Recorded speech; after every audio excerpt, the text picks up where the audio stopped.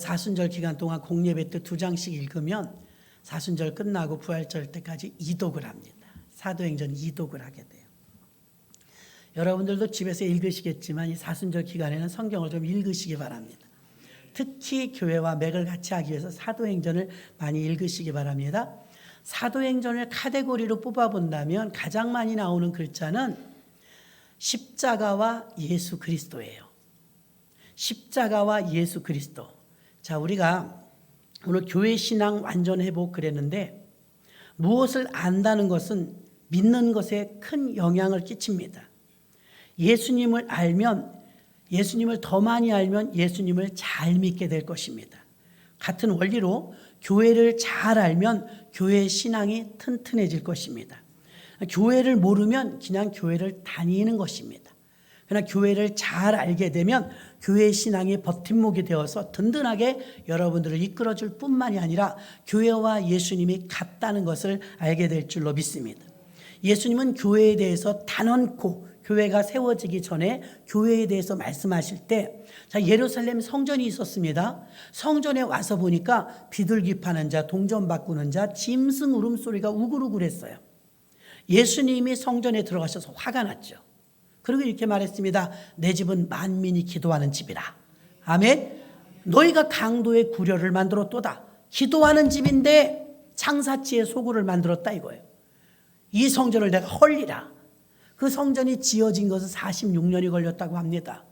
그리고 예수님이 자기의 몸된 성전을 가리켜서 내가 3일 만에 다시 재건하리라 그렇게 말씀하셨어요. 마태복음 16장 18절에 내가 이 반석 위에 내 교회를 세우리니, 교회라는 이 말을, 성전이라는 말을 썼지 교회라는 말이 없었어요. 에클레시아. 이 교회라는 말을 처음 쓴 분이 예수님입니다. 예수님. 그래서 내가 이 반석 위에 내 교회를 세우리니, 마이 처치, 나의 교회. 나의 교회를 세워달라 이거예요. 나의 교회. 내가 이 반석 위에 나의 교회를 세우리니 음부의 권세가 이기지 못하리라. 그렇게 예수님께서 명령하시고 교회가 세워집니다. 자, 예수님이 살아계시는 동안 교회가 세워지지 못했어요. 근데 예수님이 부활 승천하시고 나서 마가의 다락방에서 성령의 강력하신 역사 속에 성령이 점화되면서부터 교회가 출발하게 된 것입니다. 마가의 다락방의 초대교회죠. 첫 교회입니다. 그 교회가 세워진 것은 이 내가 약속하신 것을 이루기까지 예루살렘을 떠나지 말라. 자, 예루살렘 성전 뒤뜰로 이렇게 걸어가니까 마가의 다락방이 있더라고요. 우리 교회보다 조금 더 커요. 우리가 말할 때는 다락의 개념이 아니 2층이지. 그곳에선 다락이라고 불렀어요. 약 500명 정도가 들어갈 수 있었습니다. 그곳에 120명이 정말 열흘 동안 간절히 저녁 기도에 힘썼을 때 사람의 힘으로 할 수 없는 강력한 힘이, 우리가 지금 읽었잖아요. 사도행전 2장 1절 위로부터 급하고 강한 바람 같은 소리가 저희 앉은 온 집에 가득하며 불의 혀같이 갈라지는 것이 각 사람 위에 임하여 있더니 저희가 다 성령의 충만함을 받아 각기 방언으로 말하기를 시작하니라. 이건 사람이 연출한 것이 아닙니다. 하나님의 적극적인 개입으로 그 자리에 있었던 120명 모두에게 한 명도 낙오되지 않고 전체에게 임한, 마치 비가 내려질 때 누구는 맞고 누구는 안 맞는 게 아니라 모두에게 공평하게 비가 내린 것처럼 그 안에 기도하던 120명 모두에게 비가 내리는 것처럼, 바람이 부는 것처럼, 불길이 번지는 것처럼 성령이 강력하게 임재했습니다. 하나님의 사랑이 부어질 때 그 기쁨은 이루 말할 수 없습니다. 십자가는 여러분, 죄악으로 하나님과 우리 사이가 멀어졌는데 그 멀어진 사이를 다리를 놔준 게 십자가입니다. 그 십자가를 이 사순절에 상고하여 보여야 될 것은, 십자가를 쳐다보면 관계가 개선되고 관계가 회복됨을 의미합니다. 하나님과 우리가 원수되었던 사이를 다시 만나게 해준 게 십자가입니다. 그러므로 여러분 십자가를 많이 묵상하시고 십자가의 삶을 살면 고난을 겪으라는 그런 의미가 아닙니다. 십자가가 여러분 은혜를 받으면 그렇습니다. 성령 충만 받거나 예수를 영접하여 감격하거나 내가 정말 하나님의 은혜가 내게 뜨겁게 임했을 때 여러분은 어땠습니까? 대부분 많은 사람이 첫 은혜를 받았을 때 기뻐요. 그리고 놀라운 게 무엇이냐면 하나님과 우리와의 관계만 급속도로 가까워지는 게 아니라 어떤 사람을 봐도 비운 사람이 없어요. 믿으십니까? 과거에는 싸웠어요. 막 미웠어요. 심지어 부부싸움에서 갈라지려고 각오까지 했어요. 그런 사람에게 성령이 강력하게 임하면 그 미웠던 사람이, 그 원수되었던 사람이 어떤 마음이 들어가냐면 불쌍해져요. 믿으십니까? 사랑의 마음으로 부드러워져요. 그 다음에 이제 하나님과의 관계가 잘 이루어지면 인간과의 횡적인 부분이 잘 되죠. 그 다음에 쳐다보면요, 늘 바라봤던 꽃, 나무, 산의 풀, 이런 것들이 얼마나 예쁜지 몰라요. 분명히 똑같은 풀이고 나무예요. 환경이 바뀐 건 없어요. 그런데 내 눈과 내 마음이 바뀌니까 꽃을 봐도 감탄하고 풀을 봐도 감탄하고 모든 게 아름다워요. 믿습니까? 얼마나 예쁜지 몰라요. 그렇게 사랑스러워요. 십자가의 힘입니다.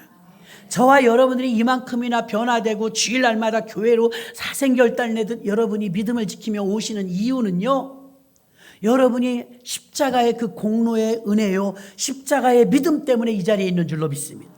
여러분을 이만큼이나 만들어낸 게 십자가의 힘이란 말입니다. 그래서 여러분의 신앙 속에 십자가는 멋있으라고 교회마다 걸어놓은 게 아니라 여러분의 신앙의 중심이 되라고 십자가를 걸어놓은 줄로 믿습니다. 십자가를 보면 예수님이 보여야 돼요. 나를 위해 고통당하신 예수님, 내가 당할 고통을, 내가 아플 고통을, 내가 목마를 고통을 주님이 다 담당해 주심으로 우린 자유해진 것입니다. 그래서 십자가는 관계를 회복한다는 걸 믿으시길 바랍니다. 자주 있는 일은 아니지만 우리나라에서 정말 그 반도체 기술이라든지 엄청난 기업 비밀, 국가적으로 굉장히 특허를 낸 그런 상품 가치가 있는 기술력, 이것을 어떤 사람들이 가끔 중국이나 다른 나라에 팔아먹는데요. 여러분도 알고 계실 것입니다. 그럼 안타깝죠. 그 소식을 들으면 개발하느라고 수십 년이 걸렸고 엄청난 지원과 물질을 투자해서 하나의 특허품이 발명되었는데 그것을 살짝 나 개인에게 5천만 원 준다, 1억 준다 해서 팔아먹는다면 개인 한 사람은 5천만 원, 1억을 받았는지 모르는 국가적으로는 엄청난 손실이죠. 이런 사람들의 유형은요, 국가관이 분명하지 않아서 그래요. 지금보다 이 교육 혜택을 더 보지 못했던 시절에도요, 일제시대에도 6.25 시절에도요, 국가관이 뚜렷한 사람들은 나이 17살, 18살에 돼도요, 나라를 위해서 태극기를 들면서 김인현 3월 1일 장터에마다 다니면서 만세운동을 벌였던 많은 사람들, 국가관을 보십시오. 애국심이 투철합니다. 나라에 대한 사랑과 애국심이 투철하면 기술력을 팔아먹진 않겠죠. 국가관이 뚜렷다니까요. 지금도 만약에 누가 예를 들었지만 지금 전쟁이 난다면 5, 60대 이상만 총 들고 나올 거랍니다. 젊은이들은 다 도망간대요. 통계에서 나왔어요. 그럼 여러분, 예비군도 아니고 민방위도 아니고 다 졸업하신 분들이 총칼을 들고 나올 정도로 국가관이 뚜렷해요. 그런데 우리의 젊은이들은 고등학생들, 대학교 들어가는 청년들을 대상으로 조사를 해보니까 전쟁 나면 어떡할 거냐, 도망갈 수 있는 기회가 있다고. 세상에 99%가 도망간다고 나왔어요. 국가관에 흔들리고 있다는 거죠. 교육이 흔들리고 있다는 거죠. 자, 교회를 잘 알면, 교회를 잘 배우면 교회를 뜨겁게 사랑합니다. 교회 신앙이 뚜렷해집니다. 대를 이어가면서 교회를 지킵니다. 그런데 교회에 대한 신앙이 없으면 교회만 다녀요. 이 교회면 어떻고 저 교회면 어떠냐. 교회는 다 주님이 계시지. 교회관이 분명하지 못하면 신앙이 분명할 수가 없어요. 국가관이 분명하지 못하면 일제시대 때 매국 노릇하는 거예요. 6.25 때요, 공산주의 빨갱이 앞잡이 노릇하는 거예요. 국가관이 뚜렷하지 않으니까. 그러나 어린 나이라 할지라도 국가관이 뚜렷하면 총칼을 두려워하지 않고 나라를 위해서 과감하게 죽는 거예요. 왜요? 애국심이 있으니까요. 이렇게 우리 신앙의 가치관 중에서는요, 교회관과 신앙관과 이 창조관, 기독교 가치관이 얼마나 중요한지 모릅니다. 사람은 가치관에 의해서 움직이거든요. 내가 가치 있다고 여기는 것에 대해서 움직여요. 여러분이 주일날 얼마나 황금 같은 이 시간입니까? 주일 오전 시간을 여러분이 사생결단을 다 뒤로 하고 교회로 오시는 것은 여러분이 교회에 와서 주일이니까 하나님께 영광 올리고 예배 드리는 것을 이 세상의 그 어떤 일보다 가치 있게 여겼기 때문에 여기 오신 줄로 믿습니다. 그게 여러분의 가치관이에요. 아유, 난 오늘 잔치가 있어. 결혼식 가야 돼. 아니, 오늘 쇼핑해야 돼. 아니, 오늘은 맛있는 것 좀 먹으러 나가야 되겠어. 아니, 오늘은 내가 야외를 좀 나가야 되겠어. 나도 오늘 꽃이 핀다는데 산에 좀 가봐야 되겠어. 등산 가려고 등등. 그게 더 가치 있게 여기면 여기 못 계시죠. 산에 가서 진달래 보겠죠. 왜요? 그게 더 가치 있게 여기니까. 과거에 우리들이 그랬어요. 그랬는데 지금 왜 여기 계십니까? 점점 신앙이 무르익어가면서 가치관이 여러분이 정립이 되는데 주일은 주님의 것이야. 주일은 부활이야. 주일을 드리고 6일은 죽은 날이에요. 그래서 주일날은요 살아난 날입니다. 그러니까 주일날을 헛되이 보내면 6일은 죽는 거예요. 그러므로 여러분이 주일을 철저히 주일 신앙관을 가져야 될 줄로 믿습니다. 교회 회복을 하라니까 우리는 일평생 교회를 다니고 말아요.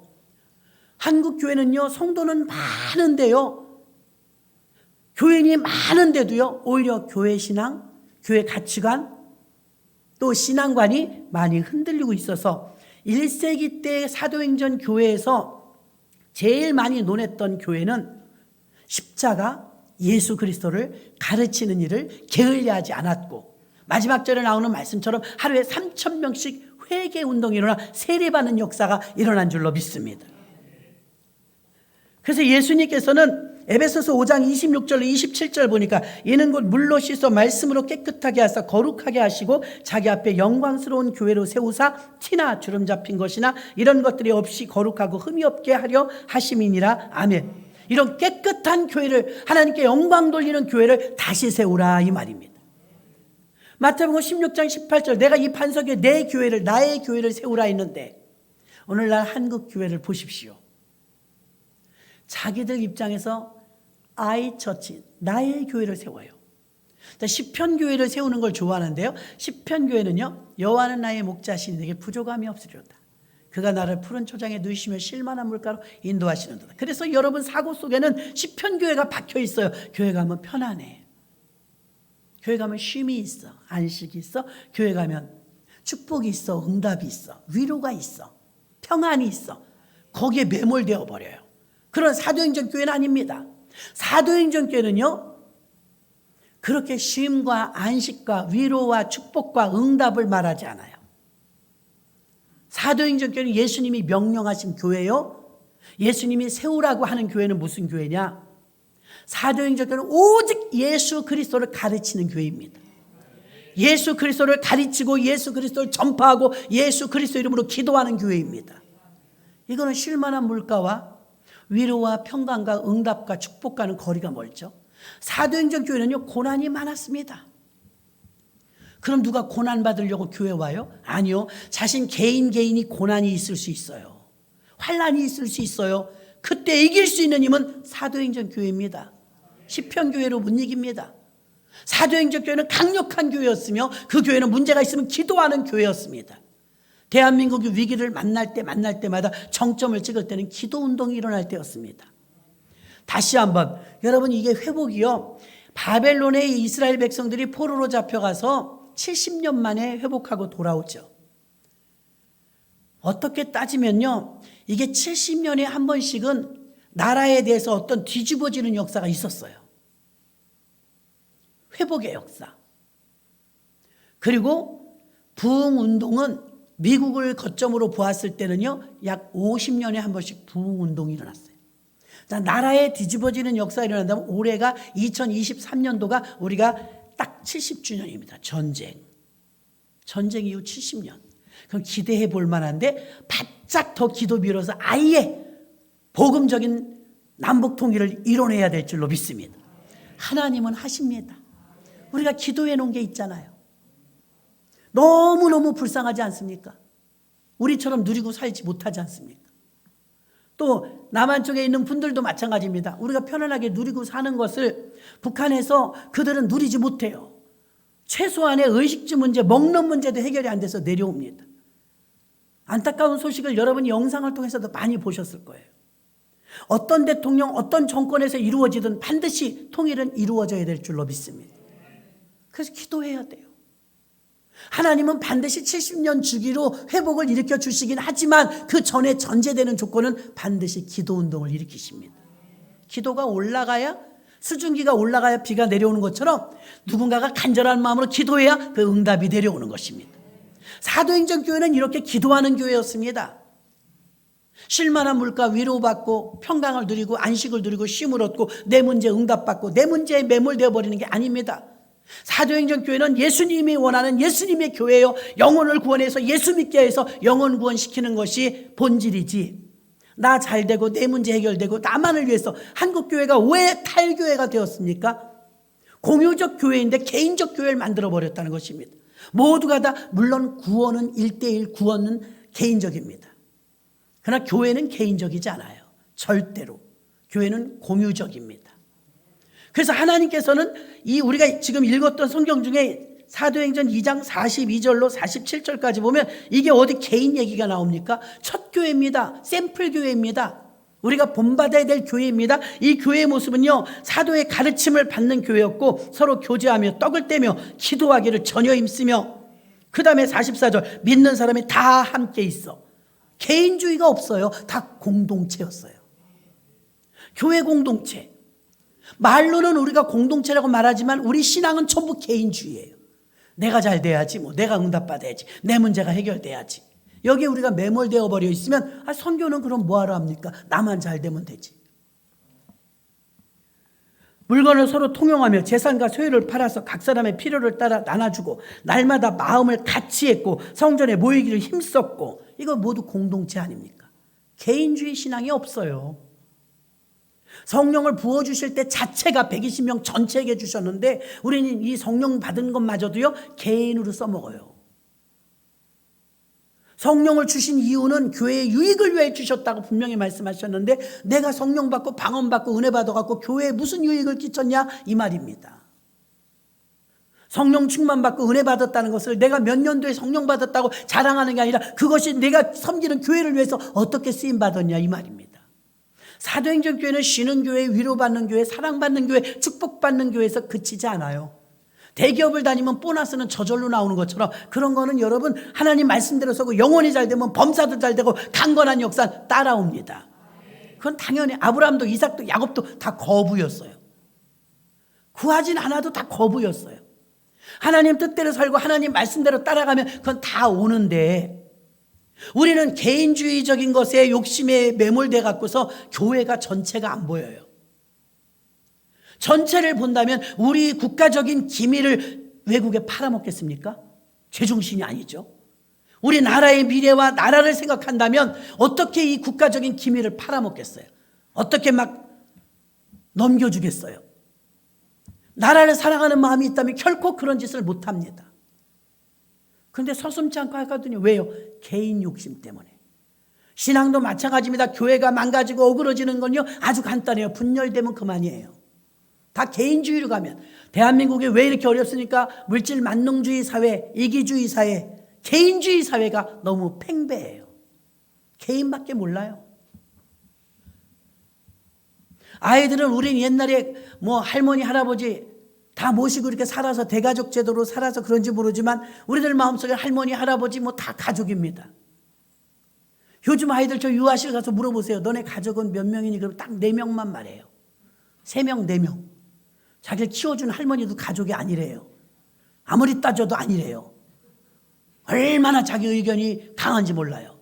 그래서 왜 그렇게 생각하냐니까 유치원에서 그렇게 가르쳐줬대요. 그렇게 가르쳐요. 할머니는 남이라고. 여러분, 우리는 그렇게 배우지 않았죠. 일부러 그렇게 가르치지 않아도 자연스럽게 사회가 그렇지 않았어요. 그렇게 세뇌되고 있다는 것입니다. 아이들이. 이게 벌써 가치관이 달라지는 거예요. 하나님이 원하시는 교회는 내 교회를 세우라. 그런데 사람들 자꾸 개인주의가 되는 거예요. 우리나라에는요 독거 가족이 900만이 넘었다고요. 900만. 이야, 1인 가구. 계속해서 1인 용품들이 많이 팔리고 있다는 소리를 여러분도 들으셨을 것입니다. 하나님의 영광을 위해서 공동체적인, 세상은 지금 다 1인 시대로 가고 있는데 교회는 자꾸 공동체가 되자고 해요. 성경에서 말하는 말씀은 많은 역설적인 부분이 있습니다. 죽고자 하면 살고 살고자 하면 죽는데요. 높아지고자 하면 낮아지고 낮아지면 높아진대요. 주면 많은 것이 얻어진대요. 근데 우리가 생각할 땐 계산이 맞지 않는 것 같죠? 당하고만 살면 바보 같잖아요. 베풀기만 하면 바보 같잖아요.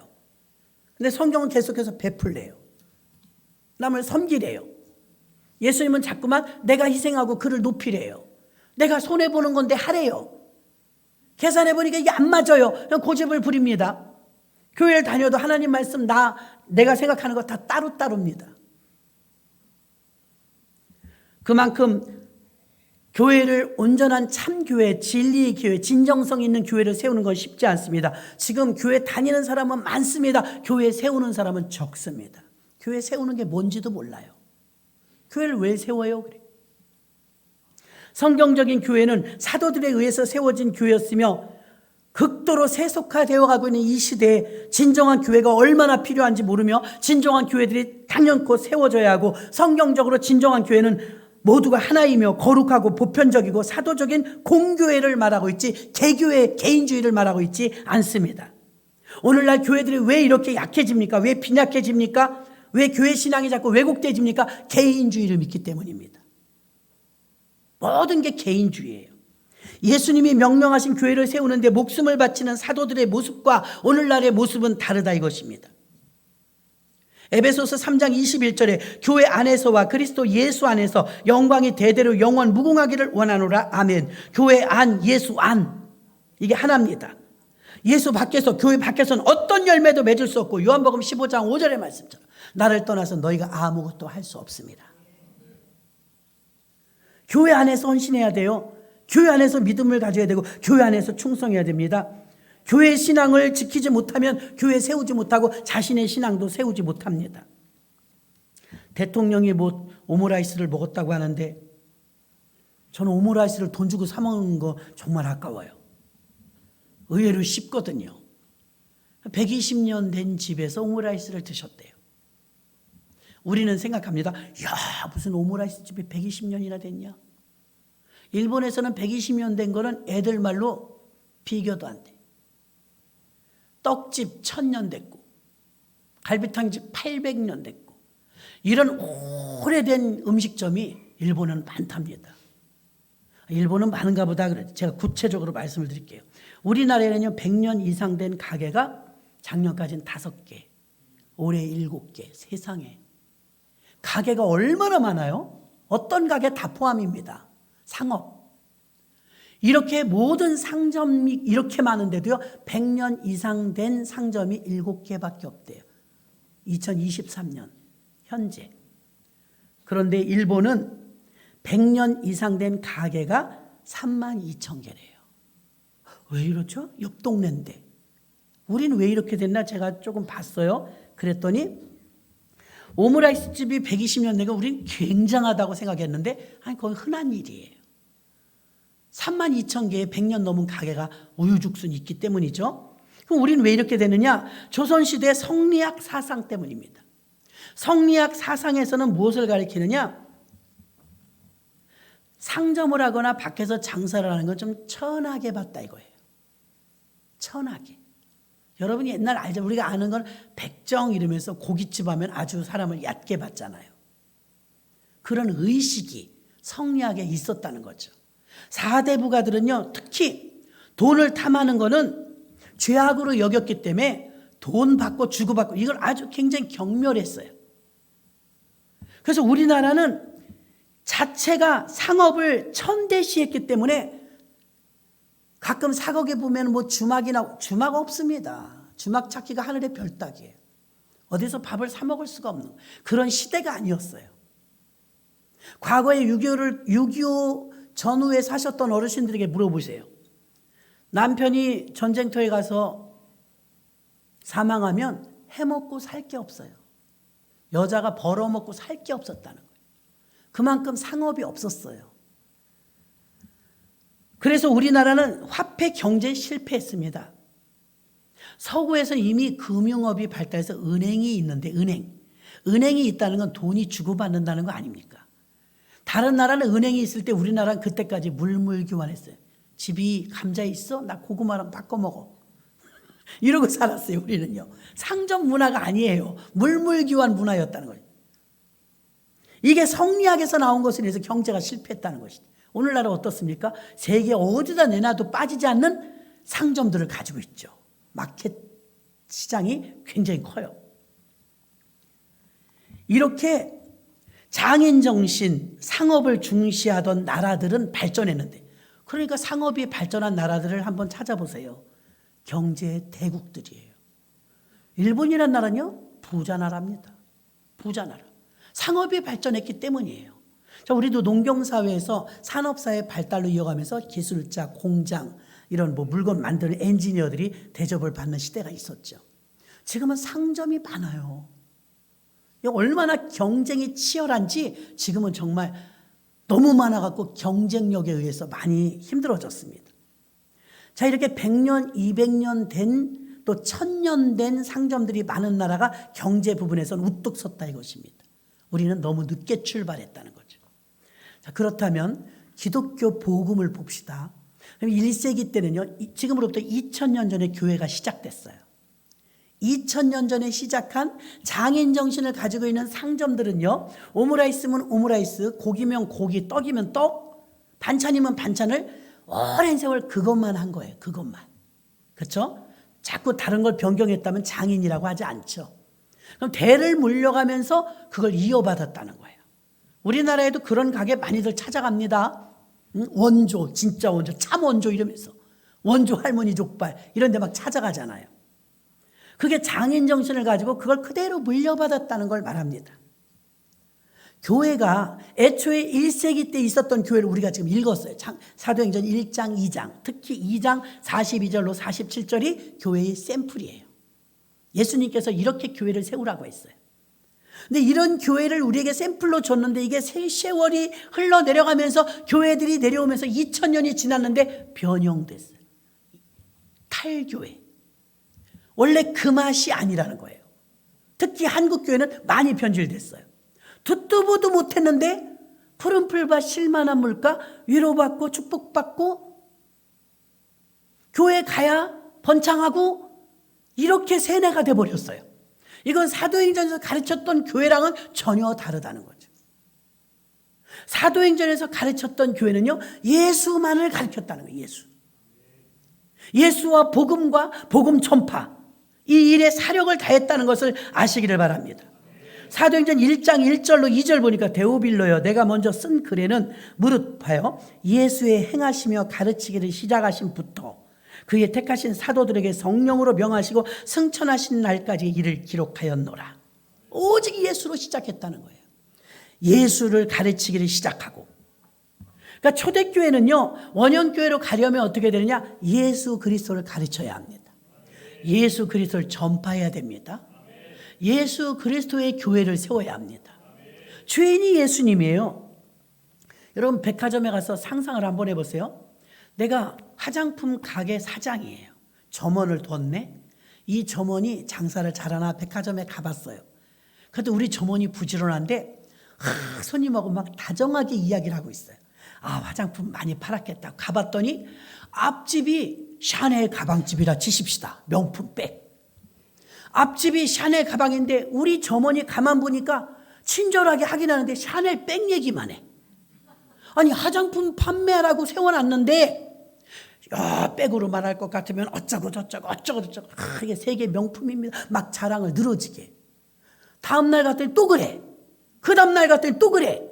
여러분이 이 화장품집 사장이라면 그 점원 또 써요, 안 써요? 나 같으면 안 써. 내가 월급을 주는데. 우리 화장품 선전하라고 세워놨더니, 우리 화장품 팔으라고 세워놨더니 앞집 가방만 선전하네? 그런 사람을 어떻게 종으로 써요? 그런 사람을 어떻게 직원으로 써요? 똑같아요, 여러분. 목사라고 종이라고 딱 세워놨더니 이 파이프 오르간으로 말할 것 같으면 저는 박사학위를 어디서 받았고 막 이상한 얘기만 해. 예수님, 야, 예수 얘기를 해야지. 야, 너는 복음을 파는 자야. 너는 복음을 얘기해야지. 못 알아들어. 우리 꽃꽂이는 세계 제일입니다. 여러분이 강대상으로 말할 것 같아요. 자꾸 이래봐요. 보다 예수님 땡 너는 땡이야. 그래서 이제 우리가 전도를 나가잖아요. 교회 자랑 좋아요. 목사님 자랑도 좋아요. 그런데 여러분 제일 많이 자랑해야 될 것은 예수 자랑이에요. 예수님이 시킨 대로 해야죠. 복은 누가 주는데? 하나님이 주는데. 근데 우리는요, 오늘날 한국교회가 어떻게 바뀌었냐. 우리 파이프 오르간으로 말할 것 같으면, 우리 명품 백으로 말할 것, 우리 의자로 말할 것 같으면, 우리 강대상으로 말할 것, 우리 성가대 가운은 금이에 금. 막 이러네. 우리는 금 아니지만. 그런 데도 있대요. 금가루 뿌려놨대요. 금 얘기하니까, 여러분 금 먹어봤어요? 나 금 먹어봤네. 금 왜 먹어요? 어느 목사님이 총회 목사님들 딱 지구장님들만 대접해서 경복궁이라는 데가 송도에 비싼 데래요. 가는데 뭐가 막 이렇게 꽃 속에 음식이 나와. 이거 뭐 그러는 거야? 뭐라는 거야? 노랗게 금가루가 뿌려져서 나는 그거 그냥 디스플레이인 줄 알고 저를 제쳐놓고 먹었어. 목사님 이거 왜 안 드세요? 이것도 먹는 거예요? 그 금이에요. 에이 그랬대. 진짜 금이에요. 그래. 금을 왜 음식에 놔요? 그거 드셔요. 몸에 좋아요. 이러는 거야. 나 안 먹었어. 근데 묻혀 있어서, 회에 묻혀 있어서 몇 개 먹었겠지. 많이 수북이 쌓인데 안 먹었어. 나 그래서 금 먹는 줄 알아서. 왜 금 먹어요? 나 아직도 몰라요. 금을 왜 먹어요? 이렇게 끼고 다녀야지. 여러분, 그래서 교회들이 지금 의자 자랑, 건물 자랑, 시설 자랑, 프로그램 자랑, 목사님 학력 자랑, 자랑이 들어져. 뭐 악기 자랑. 해도 예수 얘기를 안 하네. 예수 얘기 안 하면 여러분 잘려요. 누구한테? 예수님이 내 교회라고 그랬는데 예수님 얘기를 안 해. 아무리 기다려도 안 해. 여러분이 화장품집 사장님이라면 그 점원 쓰겠어요? 자꾸 가방만 파는데? 그럼 너는 가방집이나 가라. 그러겠죠. 본질을 잃어버려서는 안 됩니다. 교회도 본질이 있어요. 교회는 아유 권사님 오늘 멋지게 하고 왔네요. 인사는 할 수 있어요. 친절하게. 그리고 여러분 예수 얘기보다 권사님 옷이 더 중요해요? 권사님 반지가 더 중요해요? 아유 어디서 성형수술하셔서 되게 잘 되네. 거기 어디예요? 그거 자랑해요? 병원 자랑하고. 옛날에 저 아는 목사님이요. 워터스. 그거 어떻게 하다 알게 됐나 봐요. 물이 본인이 드시고 좋았나 봐요. 한두 번 해야지. 만나기만 하면 물기계 자랑해. 물기계 사라고. 목사님 나는 목사님이시냐는 자꾸 물기계 언제 거기 취직하셨어요? 막 웃으셔. 내가 너무했나? 이러시더라고. 너무하셨어요. 물도 하나님이 주신 건데 본질은 잊어버리고 어째 물 자랑만 하세요. 물을 하나님이 주신 건데 그 기계 자랑만 하세요. 거기서 뭐 월급 받으세요? 그러니까 월급은 안 받는데 그렇게 자랑을 하시는 거예요. 여러분 우리가 놓치는 게 있어요. 탈교회로 왜 가느냐? 예수 얘기 안 해요. 딴 얘기예요. 우리 교회 큰 유명한 정치인이 옵니다. 유명한 연예인이 옵니다. 아니 예수님 얘기하라고요. 예수님. 그럼 초대교회 원형교회 샘플은 어떤 교회느냐? 늘 예수를 가르치는 교회였어요. 예수를 깊이 알아야 예수의 그 경험을 통해서 여러분이 예수님의 능력을 체험하지요. 화장품을 안 바르는데 화장품 가게 얘기하겠어요? 선생님이 부임해 왔어요. 야, 선생님 김 아무 계십니다. 여러분 박수 그랬더니 선생님에 대해서 소개를 해야 되는데 선생님 그 브로치 어디 거예요? 입색 노랑이에요? 선생님 그 신발 뭐예요? 뼈가땡? 선생님 입으신 게 어떨까요? 야 이거 명품이에요 명품. 아니 선생님 소개하라니까 입고 걸친 것만 얘기한다면 본질을 잃어버린 거잖아요. 본질을. 교회 왔어요. 예수 만나려고. 교회 와서 예수 믿으려고. 암만 기다려도 예수 얘기를 안 하네. 정치 얘기하지. 또 사람 얘기하지. 또 세상 얘기하지.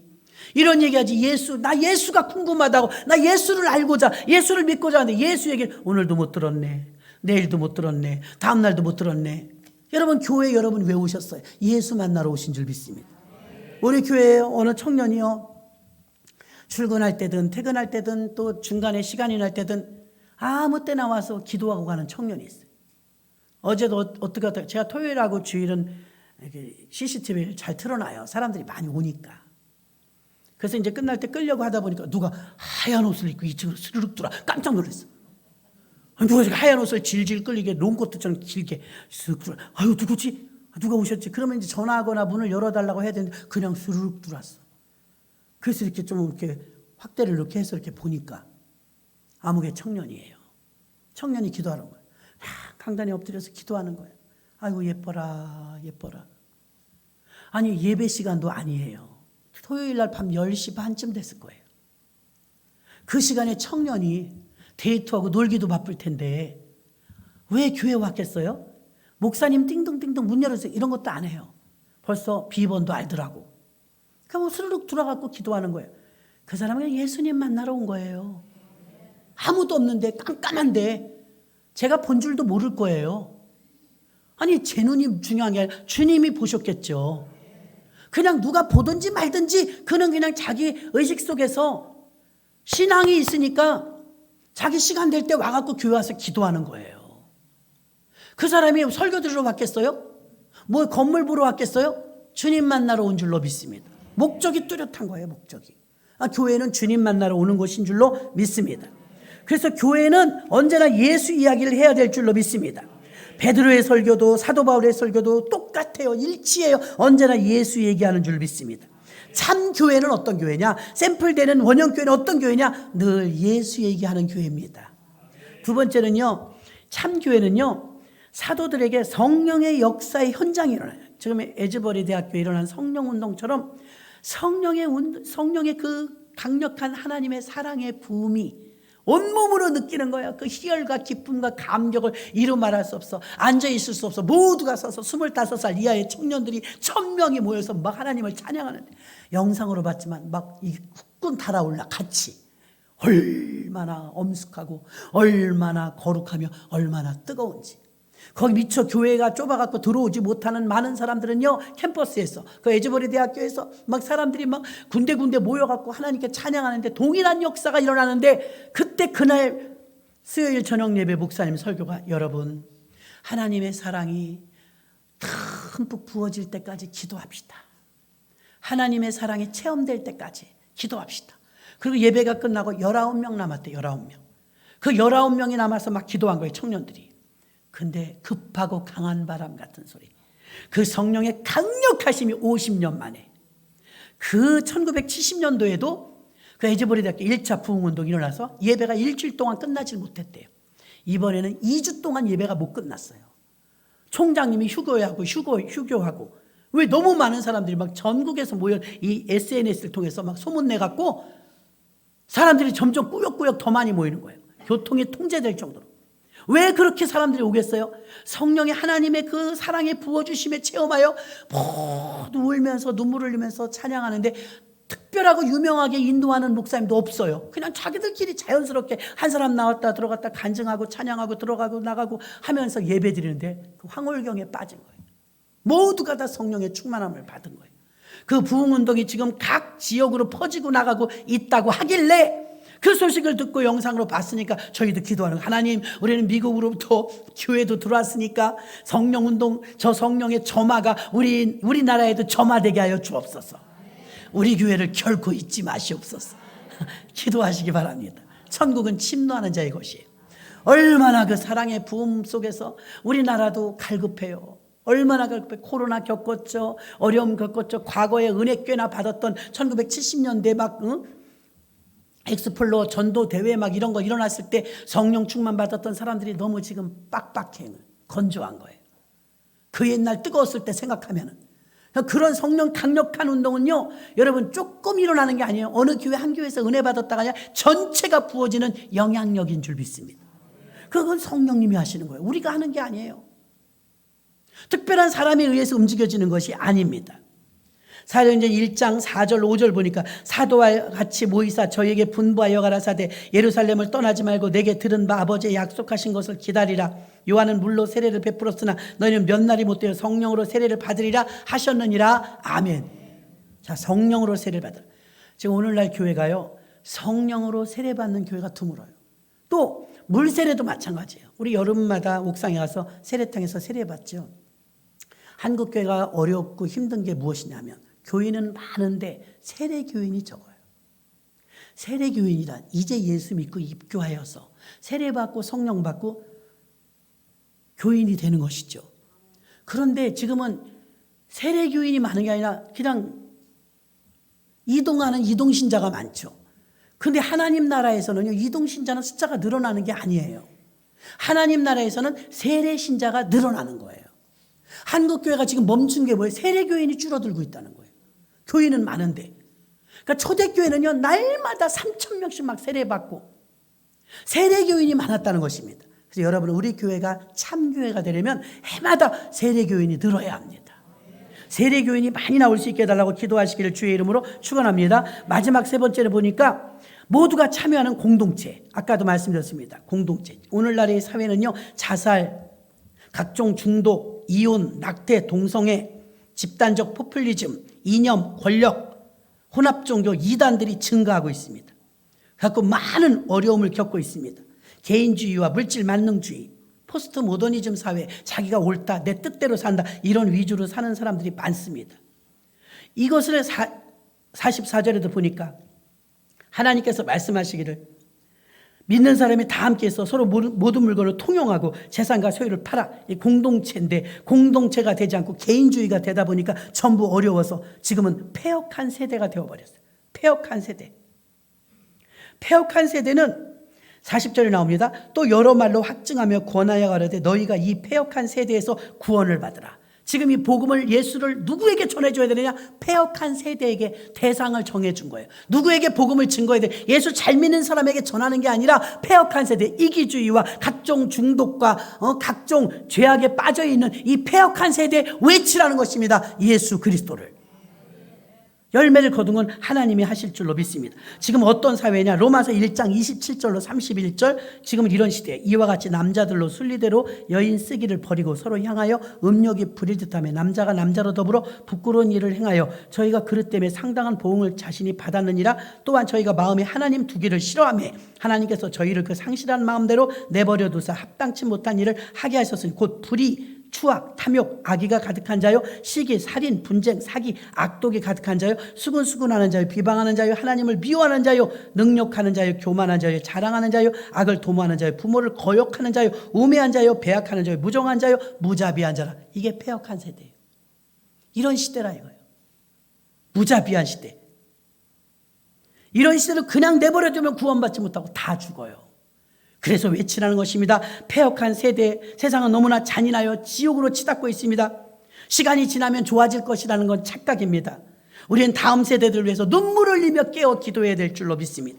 이 폐역한 세대를 향하여서 구원받는 사람을 날마다 도와도록 사도행전 2장 47절 하나님을 찬미하며 또 온 백성에게 칭송을 받으니 주께서 구원받는 사람을 날마다 더하게 하시니라. 예수를 전해야 합니다. 예수밖에 약이 없어요. 그래서 예수를 전하고 예수를 자랑하고 예수를 가르치고 예수를 전파하여 폐역한 세대를 향하여 외칠 때 그들을 구원할 수 있는 길이 열리는 줄로 믿습니다. 말씀을 정리합니다. 교회를 통해서 하나님은 교회 간이 뚜렷하길 원합니다. 교회는 언제까지나 나를 쉬게 하는 곳이 아닙니다. 나만을 위해서 존재하는 교회가 아닙니다.